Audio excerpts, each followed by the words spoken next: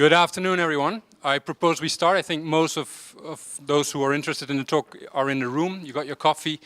I'm Roy Brouwer. I just started here as the new Executive Director of the Water Institute, and I'm very happy to welcome you all here to this first Water Talk of the new year, and to very briefly introduce to you Sharachchandra Lélé. I hope I pronounce your last name correctly. It has all these accents on top of it. Who's here for a month as part of the RBC, Water Institute RBC Visiting Fellowship, and who's going to give the first Water Talk of the year. So, Sharat is from the Ashoka Trust for Research in Ecology and Environment, as you can read on the slide. It's a research institute. It's an interdisciplinary research institute, and Sharat is himself a very experienced interdisciplinary environmental scholar. I knew his name before I met him earlier this month. He's associate editor of one of the most important journals in my field, Ecological Economics. I heard that Larry Swatak and Kevin Böhmer met Sharat a year ago, approximately, at a workshop, and they were so impressed by Sharat's novel, out-of-the-box thinking that they decided to invite him as an RBC visiting fellow. So he's contributing in this month to the collaborative water program. And he's also been willing to give this talk and to share with us some of his experience in interdisciplinary research. And he's going to talk today about bridging multiple divides. I had the opportunity to look at his abstract, and besides the two usual suspects being bridging the gap between science and policy and bridging the gap between social and natural scientists, I believe Sharat is going to introduce yet another divide, which is going to be between donor demand for scientific research outcomes and societal demand for research outcomes. So much for this introduction. I'll come back to you after we had the discussion and make some more announcements of future talks organized by the Water Institute. And just to mention already that after the discussion, there will be an opportunity to meet with Sharat in the grad bar, where you can have an informal chat with some drinks afterwards. So Sharat, the floor is to you. Thank you.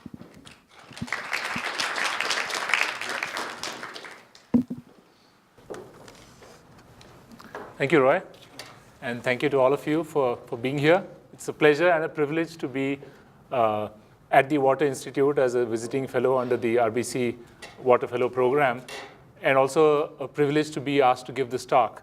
I gave the title of the talk and the abstract to Kevin a couple of months ago, before I was really very familiar with the work of the Water Institute. Later on, when I was preparing for the talk, I was looking at the website a little bit more carefully, and I was wondering, am I carrying coals to Newcastle? Because here you have the University of Waterloo with the Faculty of Environment itself, which contains about 80 faculty members from all kinds of disciplines. You've got the Water Institute, which on its website lists 150 scholars, again from 6 or 7 completely different disciplines or fields, from ecotoxicology and water treatment technology to governance and economics. So I was wondering whether I'm really wasting my time and your time in trying to give this talk.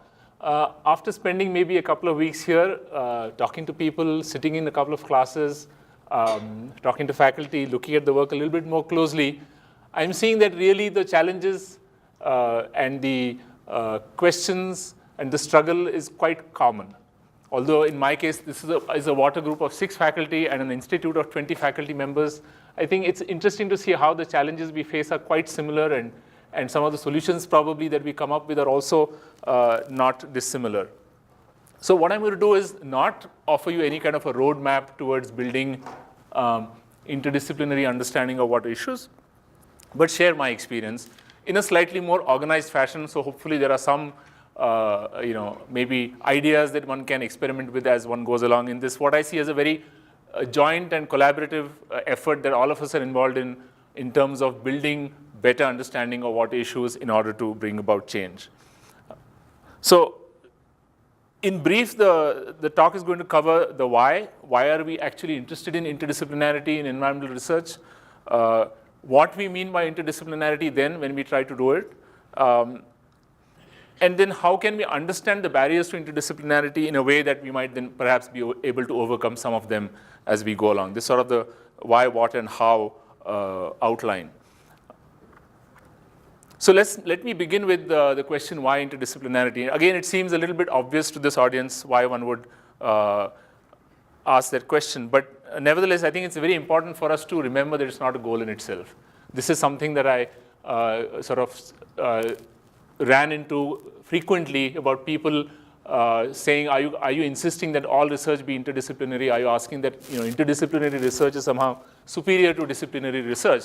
I guess that's not a good way of thinking about it, because we're not doing interdisciplinary research because it's good in and of itself, but because we want to generate knowledge for change.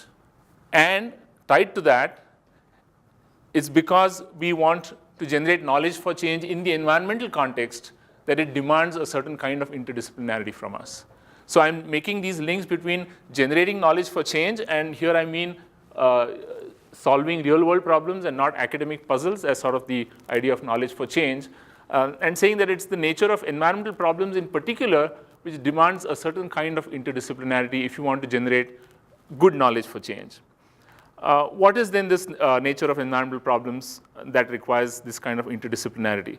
Again, it seems sort of obvious that we all know what environmental problems are like, and that they require the natural and the social sciences to work together. So, why repeat the obvious? But maybe it is a little bit worthwhile relooking at that question. So if you put environmental change or environmental processes or environmental phenomena in the middle, and there could be a variety of phenomena in the water context, it could be fluctuating flows in the rivers, and I've purposely tried to keep loaded terms out of that list. So groundwater drops, soil moves, which we normally say soil erosion, climate changes, we would have said global warming, species change, it could mean actually species loss. And I've tried to keep the pejorative terms out of it, because at the end of the day, they are only pejorative or negative if we value those impacts. So the environmental change itself is just a neutral change, and as scientists, our job is to describe those changes. But society, it is society which provides a certain value framework for us to say whether soil erosion is good or bad. And soil erosion is actually an excellent example, because what is often seen as a bad thing, because it reduces agricultural productivity in the catchment, is a good thing for those who are receiving the silt in the floodplain, which is actually then enriching their agricultural land in the floodplain. It's a bad thing, however, if the silt is trapped in a dam and reducing the reservoir storage capacity of that dam. So it depends very, very much on the context. Soil movement could be good or bad depending upon how society looks at the problem.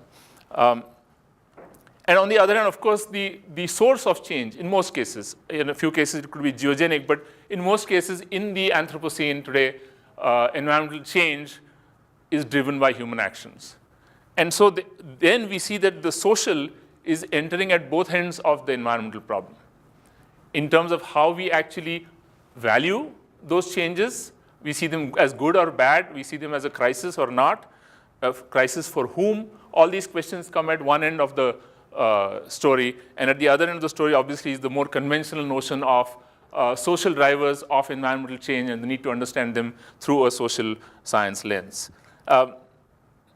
What this implies then is that we need solutions. If you're going to solve or help solve or generate knowledge that can perhaps contribute to solving environmental problems, we need solutions based upon a comprehensive understanding of causality.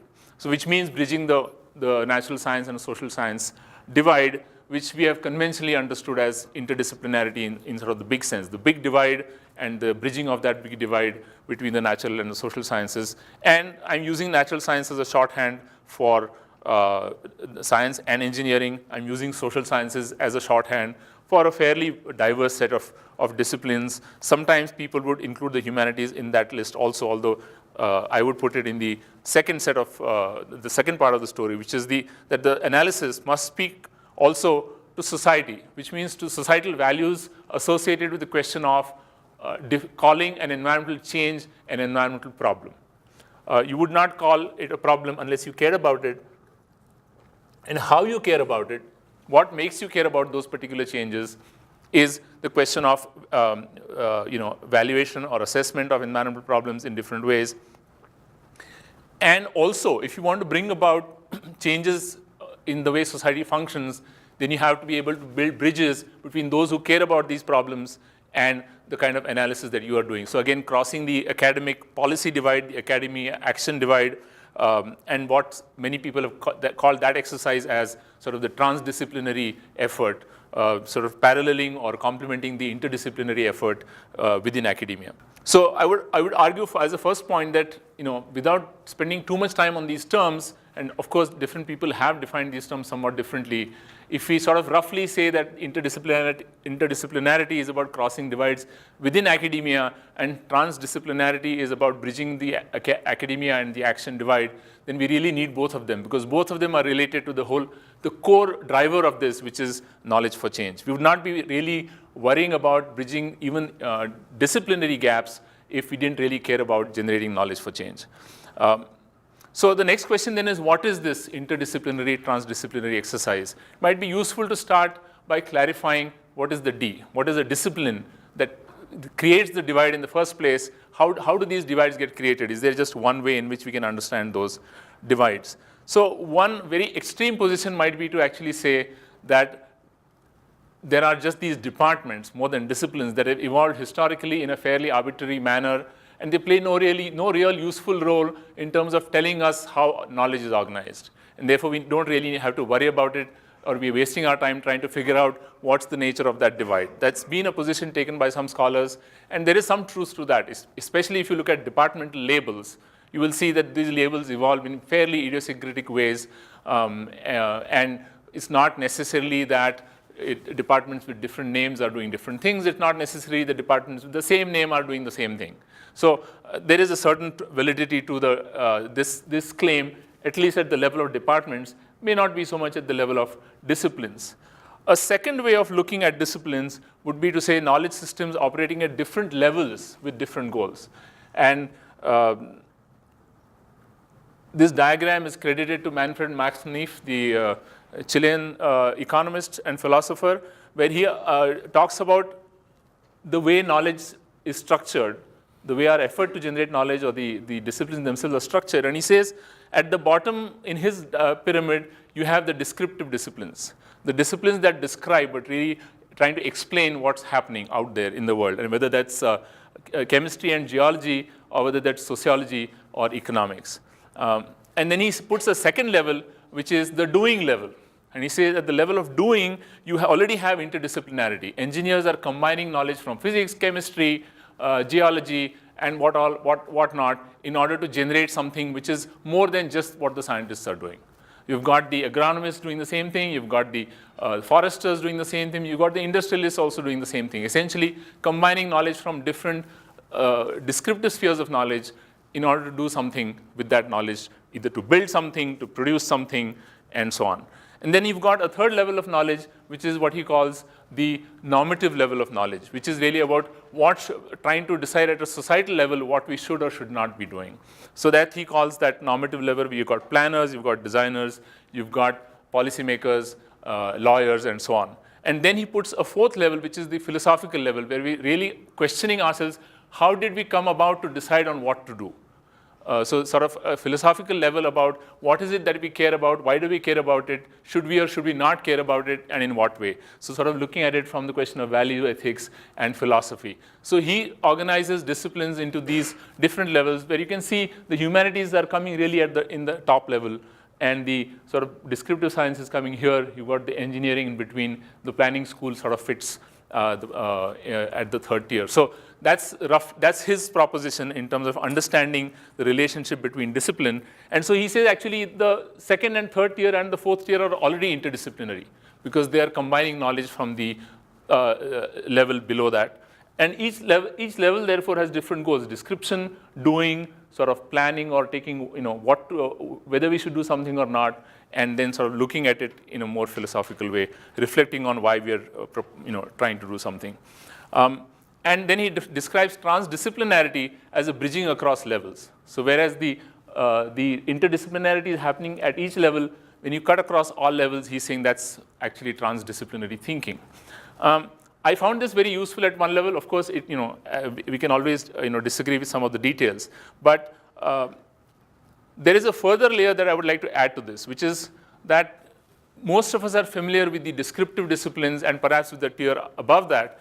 And in those disciplines, the differences between disciplines are not just in terms of subject matter, foci. The focus of, let's say, physics is to look at certain processes, and of chemistry to look at some other processes, and they're all sitting nicely side by side the way Max-Neef has drawn in the diagram. That's not necessarily how disciplines function in the real world. So another way of looking at those disciplinary differences would be not just difference in foci, but also in their epistemologies, their methods, and the concerns that drive those disciplines. In some sense, the values and the ethics that are sitting on the top of Max-Neef's pyramid actually percolate down into every level, including, which is something which scientists typically don't like to acknowledge, including the level of description. The fact that there are values embedded in our descriptions of reality itself. So if one looks at the descriptive disciplinary level, you'll find that they are differentiated in a variety of ways. Now, the natural scientists typically think of their disciplines as islands of knowledge about different things in a sea of ignorance. So if there's a sea of ignorance that we're all trying to push back, each of us is sitting on an island doing the job of pushing back. Eventually, all these islands will merge as the sea has been completely pushed back all the way. And so there's no real tension between different disciplines. They are just different islands, and they're all heading towards each other into some unified theory of knowledge or theory of the world. This is a view that you will find natural scientists to some extent subscribing to this idea. And this is also the way Max-Neef has described the lowermost tier as essentially very comfortably sitting side by side, doing just different, on different islands. A slightly different way of looking at disciplines, which applies to both the natural and the social sciences, is understandings of emergent properties at different scales. And for instance, within biology, those who work at the genetic level and at the sort of large organism level or at the ecological sort of ecosystem level will agree that these are emergent properties of the same thing, the biological system, being looked at different scales. In the social sciences, for example, Ram Guha argued that if you look at anthropology, sociology, and political science, they have this similar kind of relationship. You're looking at people, but you're looking at people either at the individual level or the household level, the community level, and sort of the level of the nation state. That might be one way of looking at different emergent properties that arise at different scales, and different disciplines looking at those scales, at those properties or those phenomena. A more sort of extreme or position might be that these are modes of knowledge gathering, which is just defined by method. So disciplines are different only by method, not by a focus, not by a particular theory, for instance. And finally, you might have self-consistent and competing perspectives. You might say disciplines are really one way of looking at reality. And it doesn't speak to the other way of looking at reality at all. They're just like completely different perspectives on the same reality. So rather than islands that describe different parts of reality, you're talking about vantage points which looking down upon the same phenomenon, but in it from a different direction. And there's no way of really reconciling those views. They're just different ways of looking at the problem. If one acknowledges that these might be different ways of understanding how disciplines operate or differentiate themselves, it gives us some pointers to the challenges or the conditions under which interdisciplinarity is easy or difficult. So for instance, in the first case, you might say, it's just bridging of islands, and might work in the natural sciences, something like eco-hydrology. You've got the ecologists talking to the hydrologists, and they're not really at loggerheads in any sense of the term, either methodologically or otherwise. They're just sort of adding on to each other's descriptions to look at a particular problem at hand. Again, a somewhat unquestioning linkage, but across the big divide of the natural and social would be an example of hydroeconomic modeling, where you've got the hydrologists, you've got the economists. The economists take the data from the hydrologists and then add on the economic system component, which then describes what kind of monetary flows that might emerge from that particular hydrological system functioning. So that's sort of an unquestioning acceptance of each discipline just somehow quickly linked to each other. A more complicated phenomenon would be where there is an interrogation of the other, because there is actually an overlap in the domains. They're overlapping, and therefore you're questioning what the other discipline is doing and trying to dissolve separations. And you have, for instance, now a group which says they are socio-hydrologists, And there's a network of socio-hydrology which has members from across the world in many ways. And they would argue that they're actually trying to dissolve these differences, looking at feedbacks, looking at how the hydrological influences the social, and not just how society influences the hydrology. So that's a more interesting and challenging way of doing that integration. Economists have traditionally done it in a different way. They've poached others' methods. So economists poach the methods of anthropologists and call it economic anthropology. And then you're just saying, well, the difference was of methods. Now we have taken your methods. You are still doing economics. We're just using your method. So that's another way of maybe bridging disciplines. The bigger challenge, I guess, comes when things are irreconcilable. If two disciplines are offering two very different perspectives on how, let us say, society functions, then how do you reconcile those irreconcilable ideas? And sort of the big battle in the social sciences between the structure and the agency folks really reflects this almost what I have called in some of my writing the bigger divide. If the divide between the natural and the social is the big divide that C.P. Snow was referring to, then the divide within the social sciences is actually a bigger divide, because unlike the natural and the social scientists, where at least they are not claiming to talk about the same phenomenon. In one case, they're talking about the natural processes, and in one case, social processes. The social scientists are describing the same phenomenon. And so they're really battling for turf. They're really competing for space, because it is my explanation over yours rather than my explanation complementing your explanation. And so that divide is really a bigger one within the cleavage. And one of the sources of the cleavage is your position on whether you're a structuralist or whether, like, for example, an economist, you believe that people have agency and people are making fairly autonomous decisions on their own. And then finally, the question of values. And so if in this whole process you are focusing on clarifying societal values and bringing in knowledge which is outside academia, for instance, linking academic understanding to action, all these activities then don't even fit into this question of interdisciplinarity. They're really taking you into a transdisciplinary domain of linking with larger societal processes. So if we use this kind of a way of sort of understanding what are the different ways of doing interdisciplinary work, where they may or may not sort of operate or function, that takes us one step further to asking then, in order to make or enable interdisciplinary work, what would we need to do? So the first step would be for us to recognize some of the barriers or mismatches. And I've used a sort of a five-fold framework to describe these mismatches, starting with goals, values, theories, methods, and institutions. And the first four, you might say, in some sense, are at the level of the individual, but definitely the last one is at the level of how we organize academia itself, and not something that individuals can redress on their own. So what I'm arguing is that if you want to enable interdisciplinary work, you need to recognize why it doesn't happen on its own, or what barriers people face when they try to do interdisciplinary work, and these barriers may be of these 5 kinds. Let me quickly run through the first one. I suspect this is a barrier where I have probably less experience than many people in the room, because it is about the levels.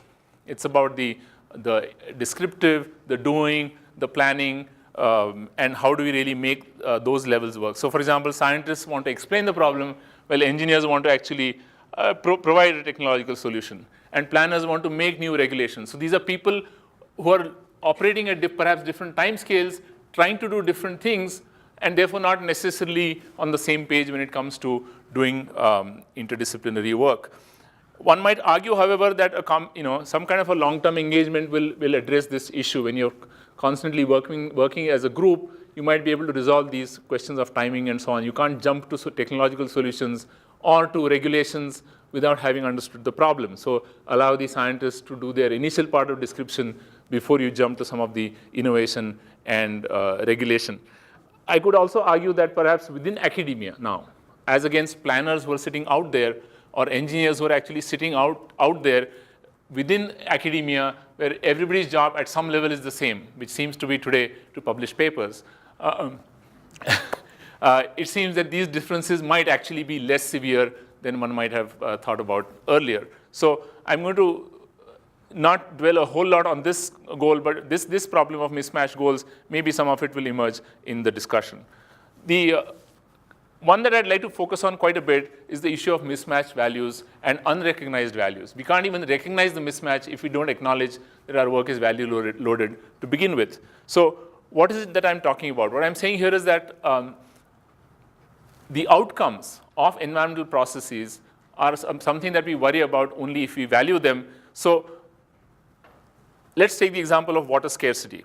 How are different disciplines tending to describe the problem of water scarcity? And when I say describe, I mean characterize the problem, not its causes. And it's often hard to separate those two statements.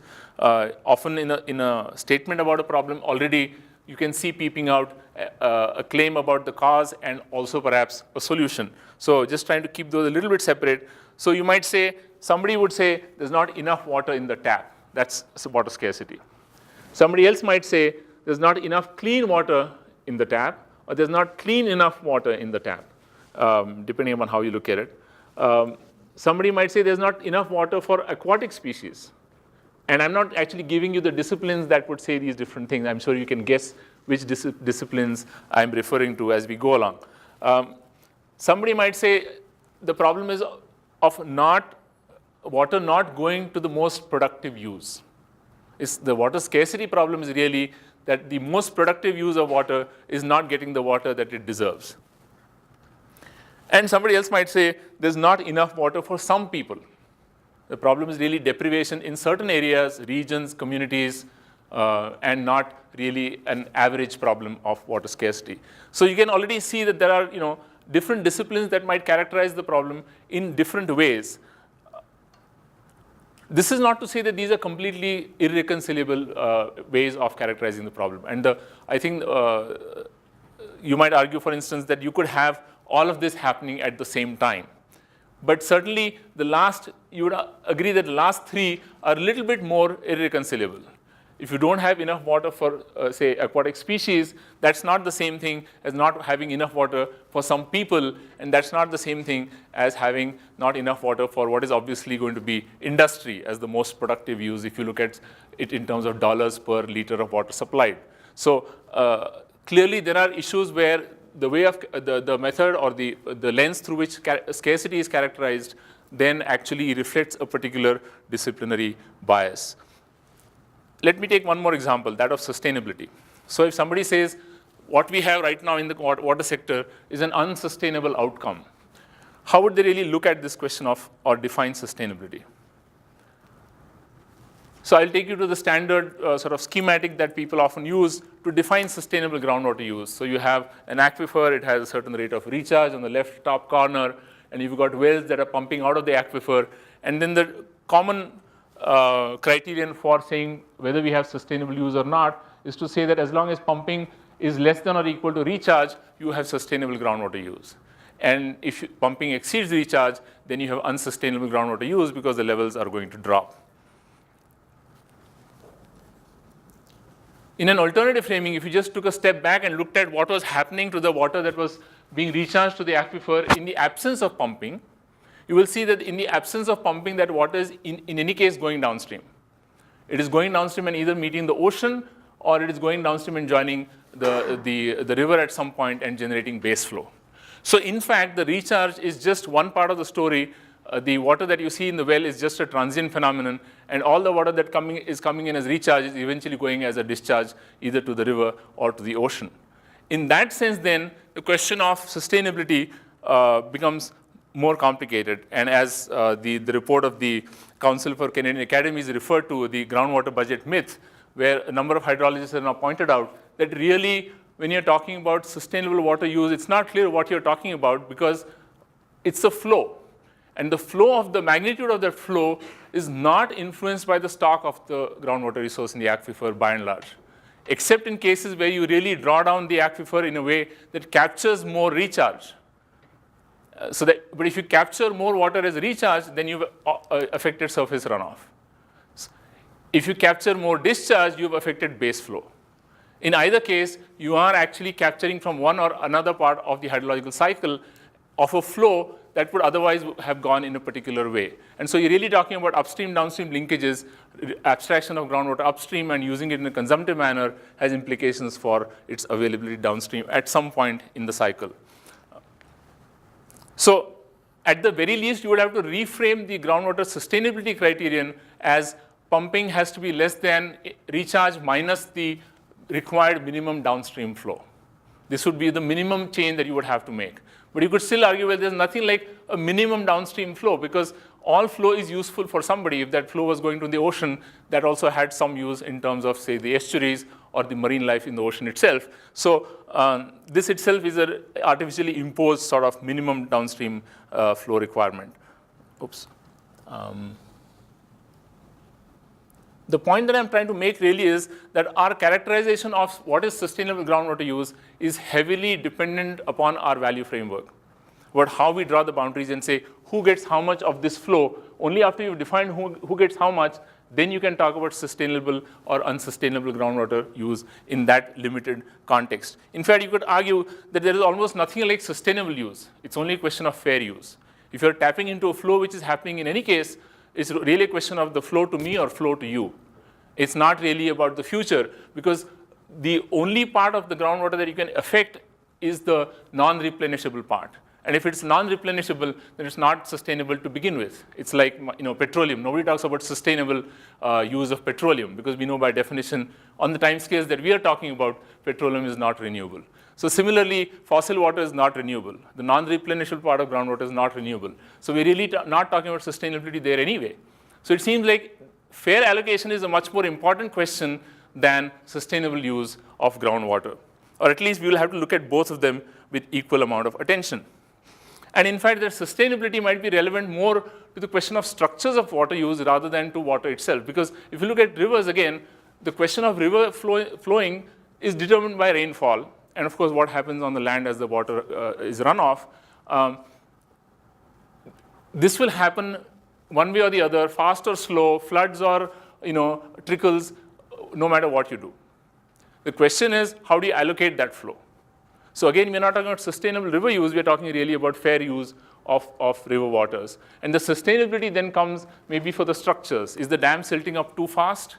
Is the irrigation canal actually creating salinity in a way that the land for which the water was meant is becoming infertile? So it really affects not the water itself. The flow of water will continue, but the structures that we use for managing that flow of water might become more or less usable. There's just a way of just a point to be made here is that these are different ways, different value-loaded ways of characterizing the use of groundwater. And we need to understand that neither of them is superior to the other. It's just a way of looking at the problem depending upon your value position. A third example is pollution. So if you look at the environmental economics literature, you will be told that pollution is a problem because there is an efficiency loss. And pollution is a problem only and to the extent that the marginal social cost of pollution is higher than the marginal cost of abatement of that pollution. Once those marginal costs meet, you've got the optimal amount of pollution. And that is why you had Larry Summers then making his infamous remarks saying you just need to move the pollution to developing countries because the marginal costs of pollution are much lower there because people are poor, so their daily wages don't matter that much. If they get sick, that's fine. The air is underpolluted because it's not yet filled up with industries. So for a variety of economic reasons, you need to move pollution to poorer countries. And that is a very clear economic efficiency argument.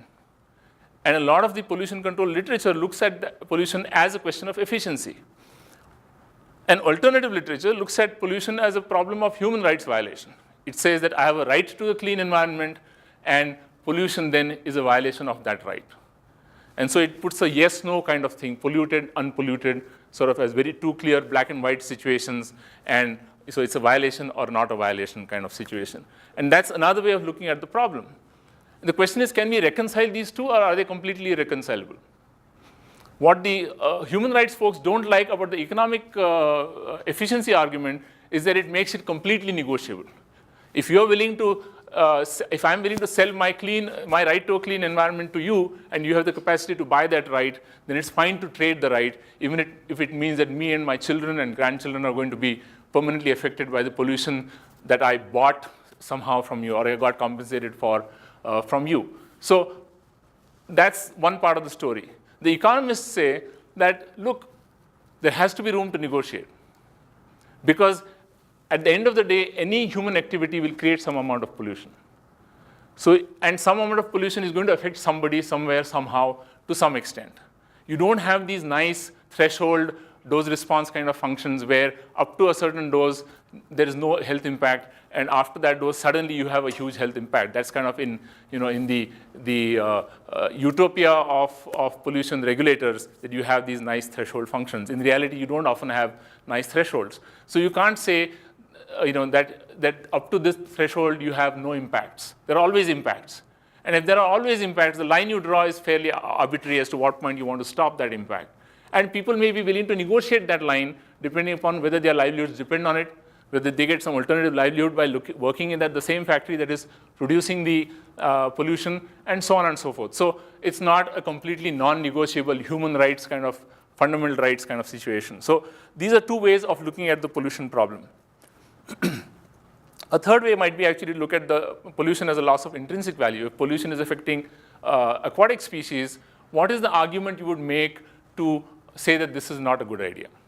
And you would have to invoke some variation of intrinsic value, aesthetic value, and so on, to make that argument that aquatic species should not be subjected to that kind of pollution. The bottom line for me is that the science that we do in an applied environmental context, whether it is water or any other resource, is really not a value-free science. And it cannot be a value-free science. We should not aspire to have value-free science. What we should be aspiring to is doing reflexive and multivalent science. So the reflexive part of it is that we should be remembering that the values we hold are held as citizens, not as scientists. That when, for example, an ecologist argues for biodiversity conservation, they need to ask themselves, are they arguing for conservation as a biologist or ecologist, or are they arguing because as a citizen they care about those species, they happen to be studying them at the same time. And you can see this very nice co-evolution between what you study and what you care about. You would not be in the business of studying, doing fish ecology if you didn't somehow like to hang around with fish. And if you like to hang around with fish, eventually you build up a liking for them, and you start championing their cause over other kinds of people or other kinds of situations. But we don't have to say that representations of reality will be value-free. All representations involve judgments about what is important and what can be ignored. And once we characterize something as important and ignore something as not so important, that is going to set up a certain value bias. So what we need to do then is being transparent about what values we impose in our representation of reality. But more importantly, that's my second suggestion, that we need to go beyond just that and be multivalent in an applied environmental context. We need to, for example, think of multiple things that people care about, that society cares about. Otherwise, it sets up this artificial battle between conservationists and dam builders. Conservationists are the good guys and the dam builders are the bad guys, or vice versa.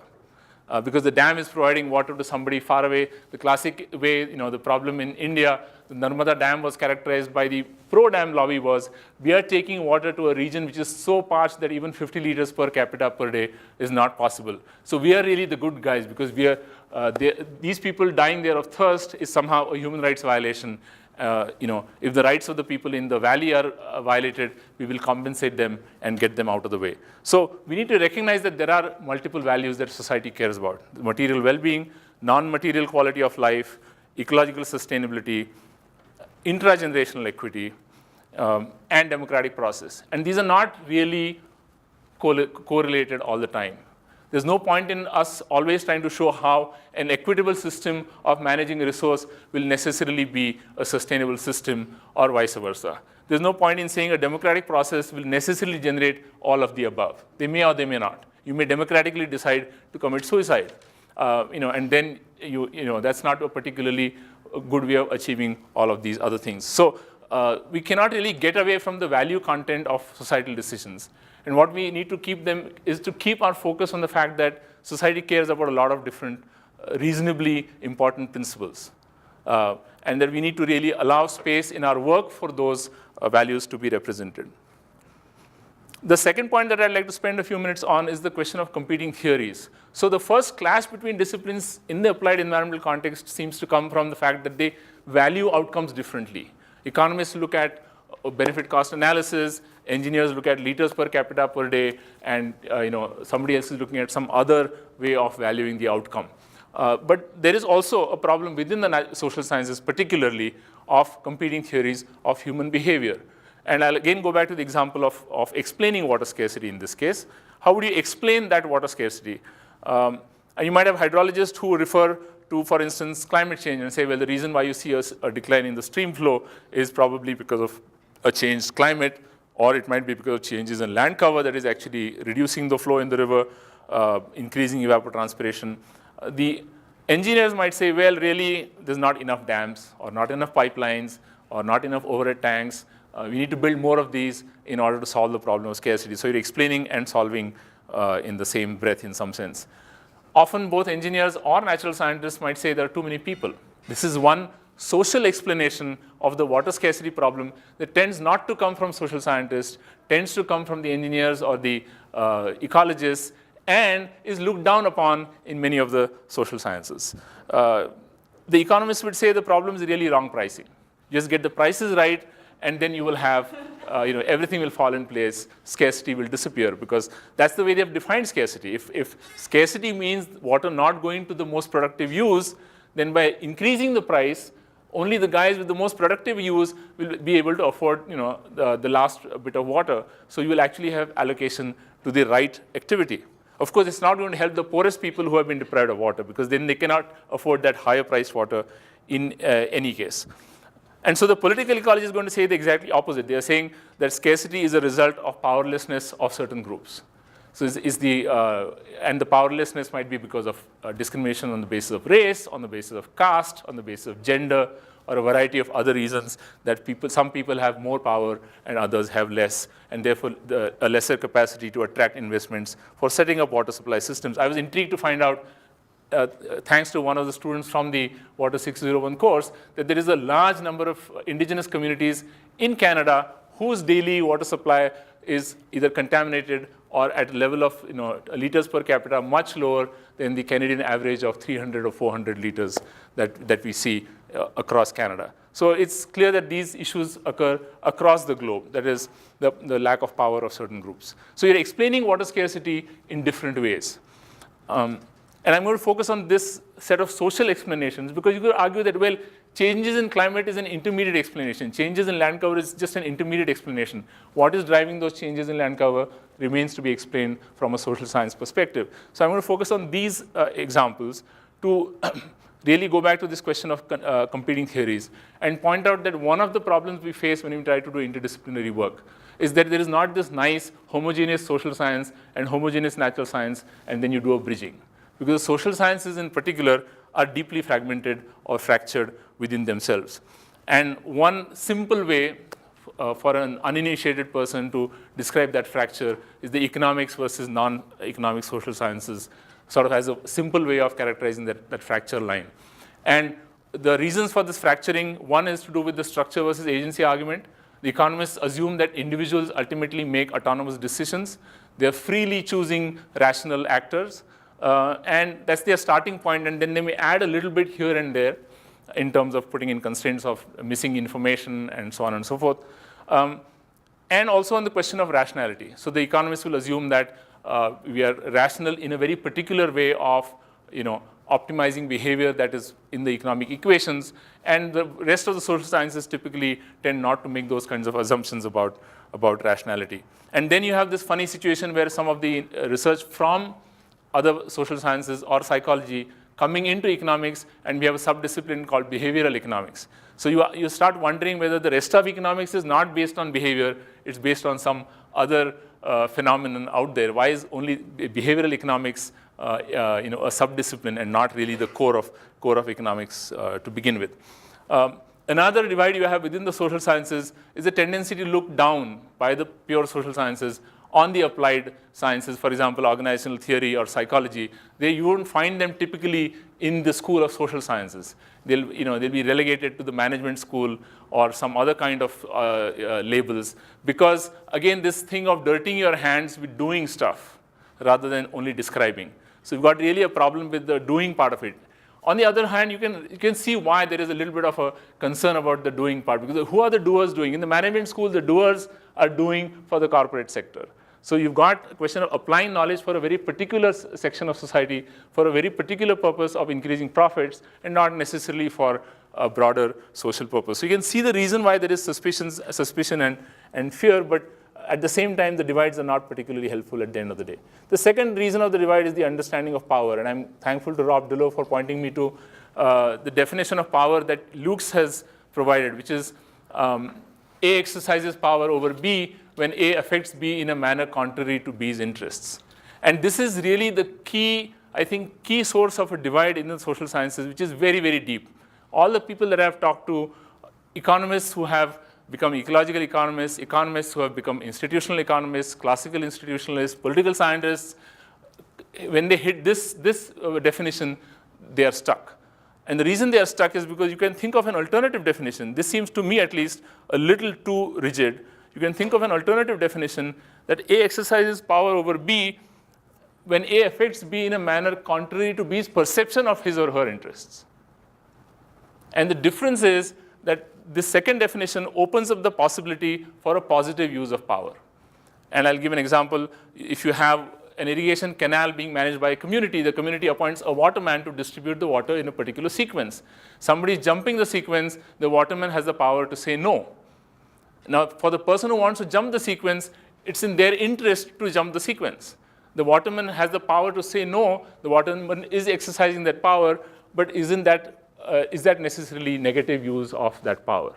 So I think the question of whether power is only used in a negative way or power has the potential, sort of some kind of emancipatory potential or a positive potential, is I think one deep fracture that we need to confront if we want to make some headway in building a more comprehensive understanding. You have an EPA inspector stopping pollution.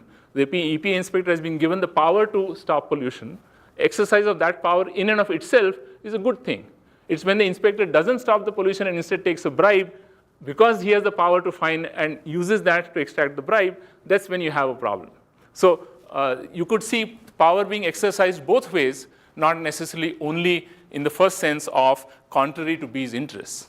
It could be contrary to B's perceived interests or interests which are subsumed under a larger societal interest. So I think this is really important for us to look for ways. This is my sort of, what, if I may say, a very primitive way of trying to bridge that divide that is created by the notion of power. How does power operate in society? Is it always a negative thing which creates inequities and unfair outcomes, or is there also a positive potential in the use of power? And the third point, which was, if you remember, I said that when we invoke, when engineers like myself, I'm a strayed engineer in some sense, invoke things like population as a possible source of environmental problems, social scientists tend to be very dismissive of those kinds of explanations. They say population growth, you're forgetting all the social structures that are there. And that's true. There are many social structures and ways in which societies have internalized the increase in the demand from a growing population. But there are also situations in which that sheer demand leads to the collapse of those particular arrangements. Technological change. Again, we don't have a very good way of grasping or understanding technological change. Either we are very suspicious of it, or we are very celebratory of technological change. The engineers are very celebratory, and many social scientists are very suspicious, and because technology is a form of power again. So then we again stuck in this divide. Where do we go with that? I'm going to breeze through this particular slide. The divides, because of epistemology and methods, the debates are not really about qualitative and quantitative methods anymore. The real debate is about knowability, general versus particular. Can we really understand the larger phenomenon by looking at a subset? If I study one villages, can I extrapolate to the whole state? Or can I extrapolate, not even extrapolate to the next village? And can I therefore say anything in terms of policy prescriptions or prescriptions for action, or can I not? And there's a big divide over how extrapolatable or generalizable our knowledge can be in these complicated systems. And I think, to me, the solution is, if you link it back to action, you have to confront the limits of your knowledge, but also go beyond that. You have to keep saying, well, maybe I have something which applies to at least the next village, if not to the whole state or the country. You certainly don't want a situation. We were reading a paper the other day on ecosystem services in the Niger Delta. And so the Delta population is some 23 million people, and the sample survey is 600 households, and from the 600 households, it's been extrapolated to 23 million people. So that's the kind of extrapolate to estimate the ecosystem services provided by the Delta. So maybe we don't want to go that far, but at the same time, we have to do some extrapolation, otherwise we are stuck in just that one village that we are studying. There are also many practical issues in terms of linking the work of an ecologist or a hydrologist to the work of a social scientist in terms of matchings of scales and variables, the need to nest. Sometimes the social sample is smaller than the catchment. Sometimes the catchment is subjected to much larger forces operating at a macroeconomic level. So you've got to look at it in a multiplicity of scales. And finally, institutional barriers. I think it's really important for us to understand how academia creates barriers for interdisciplinary work, both in the training and in the research section of academia. For instance, the first barrier is the privileging of certain disciplines over the other. And I will stick my neck out and say privileging of the natural sciences and engineering over the social sciences, privileging of quantitative analysis over qualitative analysis, for somehow saying that if you put it in numbers, then you're superior to those who do not, privileging disciplinary thinking. That in itself, saying that you need to speak to your discipline. You need to be publishing in your discipline's journals. If you publish in some policy-oriented journal, well, that's not really going to be counted for tenure or promotion. And so that brings us to the incentive structures, which are again set up against knowledge for change. I think they are set up against interdisciplinarity because they are set up against knowledge for change. For example, you have lesser, just a very small example, lesser credit for multi-authored papers. You're one of 5 authors. That's not really seen as good as if you are the sole author of the paper, the first author of the paper, although you might be doing a team project for a number of years. More importantly, I think if you want to generate knowledge for change, we have to see that academia doesn't give us serious credit for public engagement. Public engagement of taking your research into the public domain is put in the same box as service within academia in terms of serving on committees. I think those are two very different kinds of activities. But whenever I talk to people and try to look at what criteria are used, it's all in the same box, service. But this is really not service. Public engagement is actually the fundamental job of research, I would say, in the applied environmental domain. If our research is not going out there, it's not of any value. If it's sitting in journals, it's not going to bring about any change worth mentioning. So I'll conclude by saying what we need really is a new social hydrology. And the features, some features of this new social hydrology might be it's problem-driven and problem-solving. Not always problem-solving. It could take us years to generate problem-solving work, but certainly driven by existing problems. It's reflexive and multivalent. So it's aware, very much self-aware and self-critical about the kind of value positions that we use by framing problems in certain ways, and trying to go beyond individual value framings into multiple value framings. Looking at the problem or characterizing the problem from those multiple value points, physical well-being, non-material well-being, equity, sustainability, democratic process. These are all important concerns for society. And we can't just focus on, for instance, when we say sustainability science, if really our sustainability science is focusing only on sustainability, then we have a problem. Because we're letting go of a lot of environmental problems that have equity dimensions, that have implications for other species which cannot be defined only in sustainability terms. What it then forces us to do by trying to talk in only one dimension is to make all kinds of acrobatics and gymnastics to make it look like an equity problem is a sustainability problem. A conservation problem is a sustainability problem. Something else, a developmental problem is a sustainability problem. And we don't have to do that. We can, I think, and we should be multi-dimensional in our characterization of the problem. And we need to have a space for multiple explanations and methods. And one way to address that or to enable that is to be agnostic. Agnostic in the sense of not having a preconceived idea of what is the explanation to that problem. I think one of the biggest challenges we face as academics is we are socialized by being in a discipline, socialized into a particular way of explaining a problem. And how do we step out of that way, not hold on to it or argue for it, but be willing to let go if you say in this particular context, the price is not the reason why you see this kind of an outcome. Or maybe in this other context, you do see a problem with prices. Even if there are equity implications to raising prices, today the price is not even meeting one-tenth of the cost of production of water or supplying that water. So you have to figure out a way which is more financially sustainable and at the same time allowing for equity to be built into the pricing policy.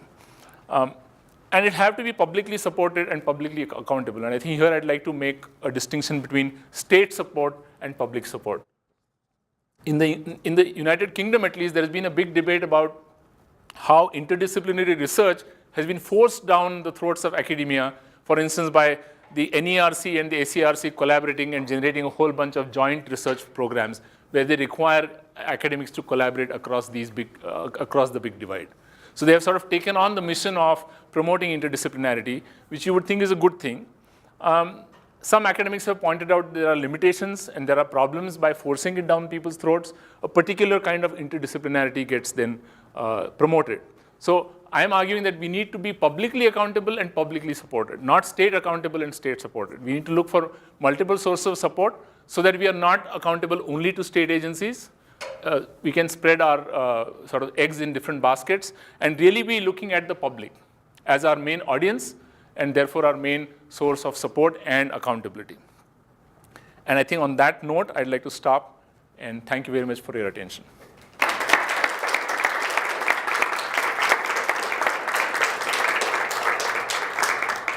Thank you very much, Sharad, for this insightful presentation. So we have half an hour left for questions, comments. Can I give anyone the floor for the first question? Rob.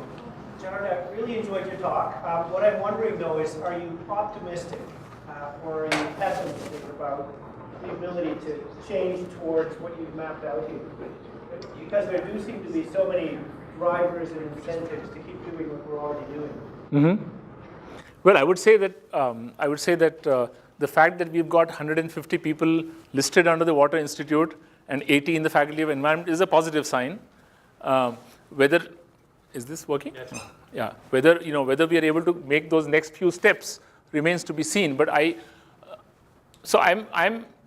let's put it a different way. You cannot afford to be not optimistic because the problems are humongous and we have to be able to tackle them. If it doesn't happen within academia, it will happen outside, I think. I mean, one of the reasons why, for example, A3 exists is a reflection of the fact that within conventional academia, there was no support for doing interdisciplinary environmental research in India.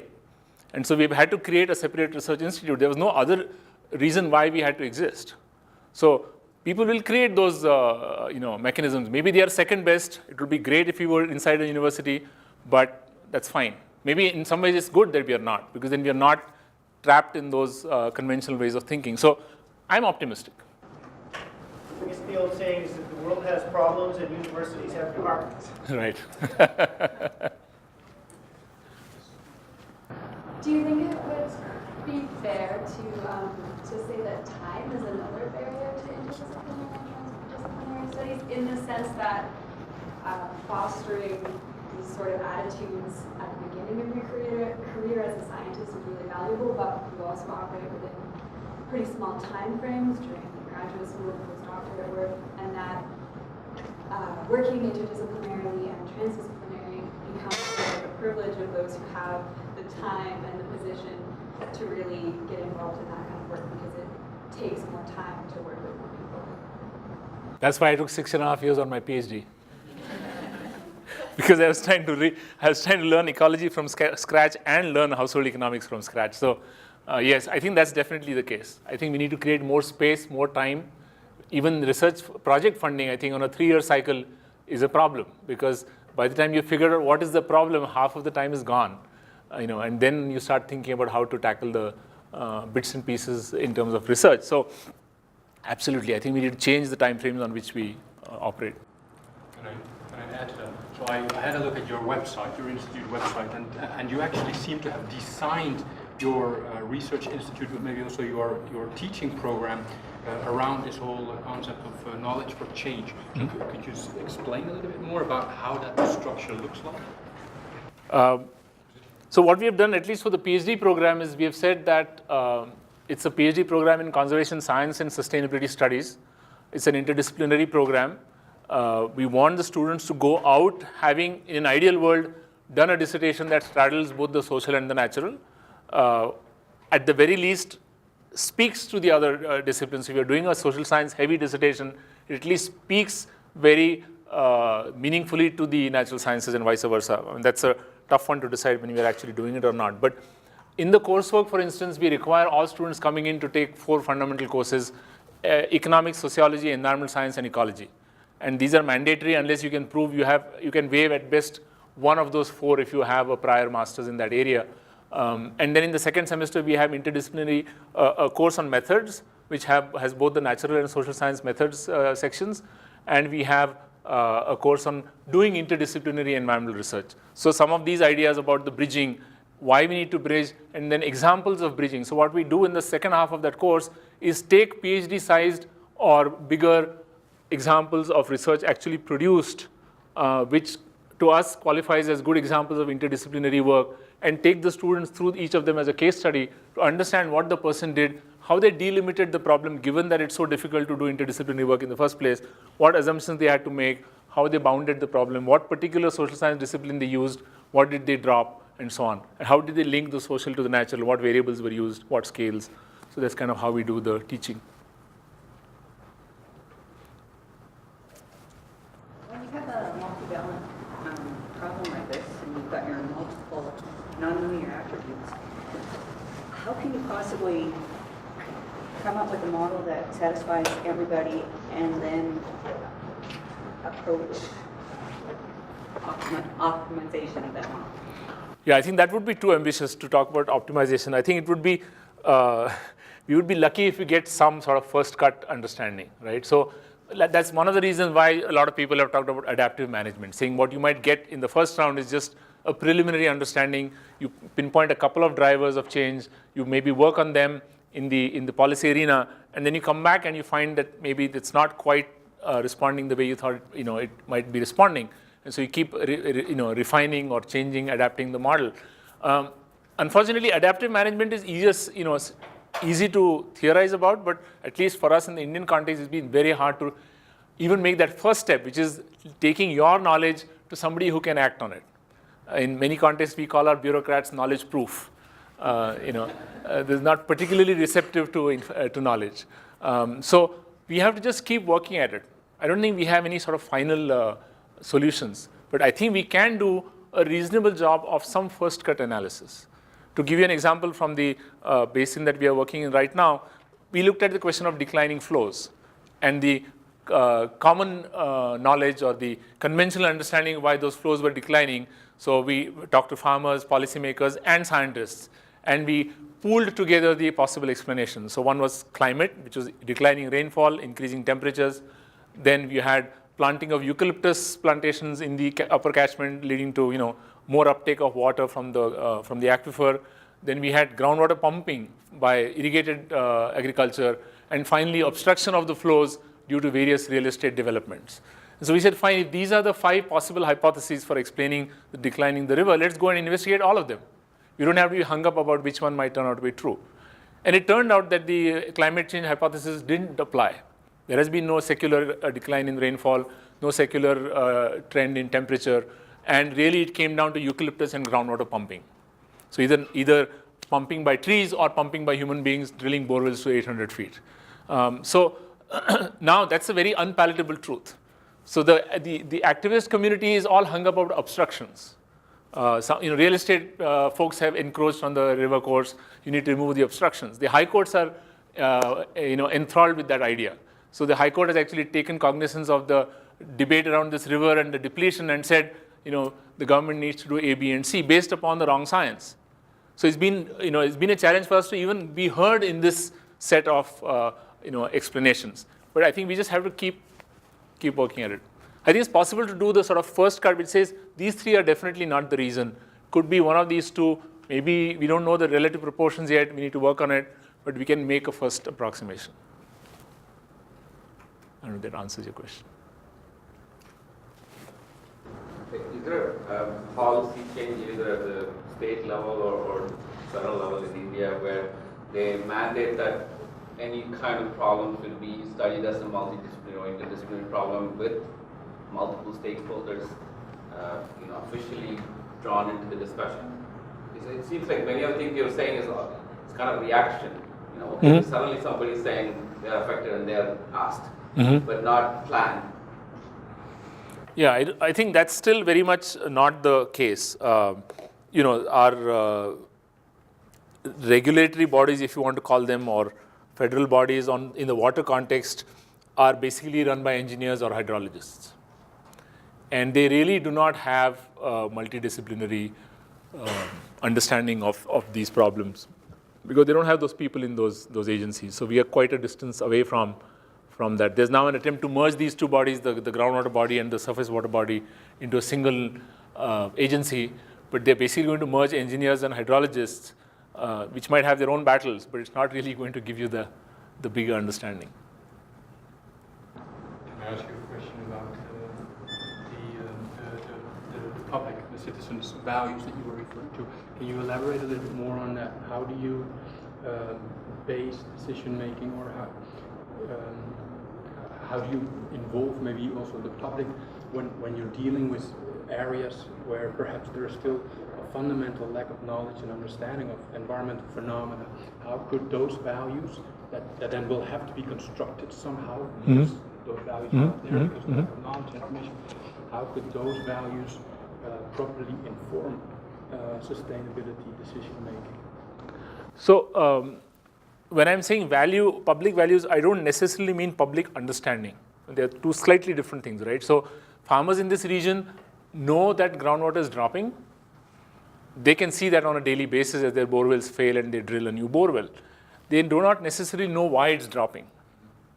So when we have had about now 120 different farmer meetings in different villages on this question, and we just call it a sort of a, we don't not going out there to preach because we don't fully understand the problem ourselves, but we just try to generate a discussion. And invariably the first thing they will say is declining rainfall. And then when you show them the graph of rain, the next thing they'll say is from the wrong rain gauge. You guys must have looked at it from some other town, or So they'll look for explanations which are still rain based. And then when you give them different rain gauges and they're all looking flat and not going down, then they start discussing it amongst themselves, and somebody will invariably pop up who will say, come on guys, it's our own pumping. That's what's depleting the aquifer. So it takes about an hour to get around to that point, right? So what I'm saying is there is values in the sense that they care about agricultural productivity and, and so on, but they don't necessarily know the reason for groundwater decline. So we don't have to always say that, local knowledge is perfect. But we've got to be able to build those bridges, because today in this region we might invest X amount of funds and Y amount of people to look at that problem, but it's not going to happen everywhere. So building people's capacity to monitor their own resources is to me as important as monitoring it ourselves, because in the long run we're going to have to depend upon that as well. So, but coming back to the question of values, what people care about, I think that is sort of the easier part. How people would like to reconcile different values is the more difficult one. So should the water be available to agriculture, or should be given to industry? Should it go to the city of Bangalore or be available for rural utilization? Should we keep some minimum ecosystem flows for aquatic species or not? So there it has been much harder, and one of the reasons is, again, we do not have enough of a informed discourse on that. We're so used to colonial and post-colonial bureaucratic management of the environment that we really don't have a space where these issues are even debated. So the op-eds that are showing up in the newspapers on this question are very few and far between, and poorly informed by science. So we need to make as much of the transdisciplinary effort of maybe filling that space or bringing some, shall we say, informed debate to that space as much as the academic side of the story. Clear. So but the discussion would take place around what's like a biological or an ecologically established threshold, for example. Because you also seem to be promoting a little bit of like a social construct of the concept of sustainability. I saw that you had ecological threshold in there, but it's not only ecological threshold. Yeah, I mean, I think there's no question about that. We were talking, Kevin and I were talking about even the issue of groundwater as we came in to this room. There is nothing, I mean, if we cannot insist as either hydrologists or scientists or engineers that groundwater has to be sustained. It very much depends on people's perception of what they might do 50 years from now if groundwater is gone, and what they're willing to sacrifice and what they see as gaining from that, let's say depletion of natural capital. So I think we still need to be somewhat hands-off, saying it's going to be a democratic decision-making process. We can inform that process as much as we can. We have our biases. We might believe that groundwater depletion is a bad idea, but the guy who's putting his child through school because he made that money by cultivating an exotic crop because of that water is going to think otherwise. So I don't think we have, so we can sort of hang on to one particular position, but the question is, do they see what's going to really happen 50 years from now, or maybe the decline will happen 5 years from now? I mean, they're thinking it's 50 years away. So it's sort of, again, informing that decision rather than insisting that there is some kind of externally and objectively defined threshold. So the problem that you just mentioned regarding distribution of water between rural and, say, industrial use or city use, I mean, that's not uncommon. Like if you take the case of California, they still have a huge problem of cities saying that farmers are wasting water, and farmers claiming, well, we have been growing food for you, right? I mean, they both have partial truth because farmers are actually exporting a lot of food items that is not really consumed by people in California. So at the end of it, so like you say, it's really a sense of value that is going to decide what should you do here, and it's going to have other repercussions like joblessness in farming communities and so on. So unless there is even a sense of, yes, we all have to discuss this together and take a decision, which is the only way that we can go about it, the technology or whatever, science cannot solve this problem. And it was a place like in India where if that kind of structure is even hard to bring in, then it's going to be a problem. So in fact, I would say more fight should be made towards trying to create a structure that can help solve problems in an interdisciplinary way. I agree. Yeah, I agree. I think you said the same thing to me as we were chatting before the lecture, that starting from a hydrological background, coming around to the view that the governance question is the bigger question in some sense. Bob? Robert nodding, yes. Do you think that dealing with these things are more easily done through non-academic approaches, like institutions that aren't part of universities at this stage? Or do you think that, how much of the threshold do you think having discrete departments is, and the communication between the two? So, if you look at the larger picture, one could argue that, well, all hands to the deck in some sense, right? The amount of funding that's coming in for research on environmental issues is minuscule compared to the kind of effort that really needs to be put in if you want to make any kind of a transition. So in that sense, we may be quibbling about whether it should happen within a university or outside. So I think it really then boils down very much to the individual context. There are some universities more supportive than others. There are some individuals who are more willing to work with those compromises that a university system might generate because of other benefits such as security of support and space and so on. You're working in a non-governmental organization like me, you've got to raise all your money. So you have a different kind of a challenge there in terms of secure funding and so on and so forth. So it's a mix. More questions? I just have a question from engineering point of view.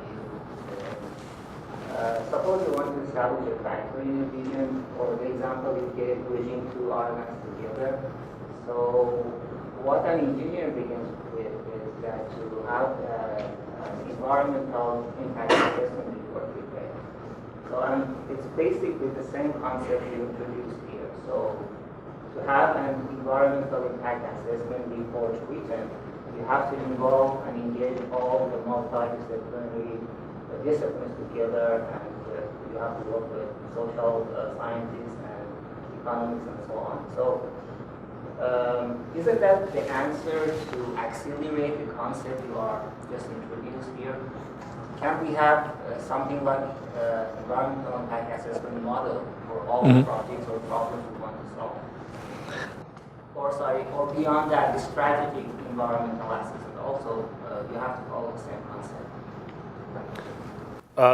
Certainly a lot can be done by improving maybe the way we are doing our environmental assessments, and that's why you have in this university and elsewhere a lot of people working on life cycle assessment and so on and so forth, sort of doing assessment better in some sense.